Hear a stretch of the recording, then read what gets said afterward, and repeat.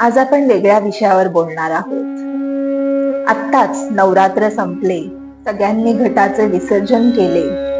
काल देवीचे विसर्जन झाले, दसरा संपला आणि आज आपल्या नदी पात्रांची अवस्था तुम्हाला बघायची आहे, तर ही बघा.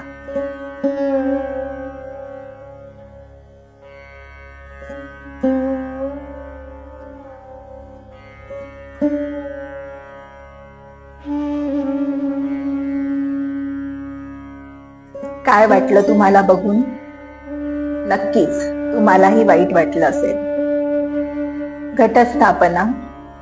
घटस्थापना ही पंचमहाभूतांची पूजा असते.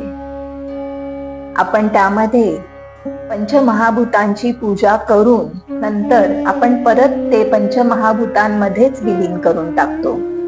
म्हणून ते पाण्यामध्ये विसर्जन करायची पद्धत होती.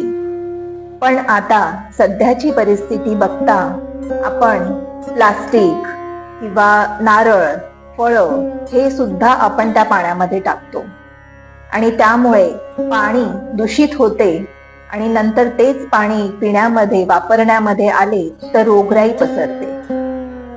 तर कृपया ही गोष्ट टाळा. आपण जे घट उचलतो तेव्हा आपण त्या घटातली माती, त्या घटामधलं पाणी जे काही आहे ते आपण झाडांखाली दाबून टाकू शकतो मातीमध्ये. त्याचे खतच बनणार आहे. उलट आपण ते असे रस्त्यावर कुठेही टाकल्यामुळे ते पायाखाली येते. आपण त्याची पूजा केलेली असते, त्यामध्ये आपली श्रद्धा असते, भक्ती असते. नंतर ते असे रस्त्यावरती तुडवले जाते. नंतर महानगरपालिकेची गाडी येऊन परत ते कचऱ्यामध्येच टाकले जाणार. तर कृपया या गोष्टी टाळा आणि आपली सत्सद विवेक बुद्धी जागृत ठेवून त्याची योग्य ती विल्हेवाट लावा आणि आरोग्य सांभाळा.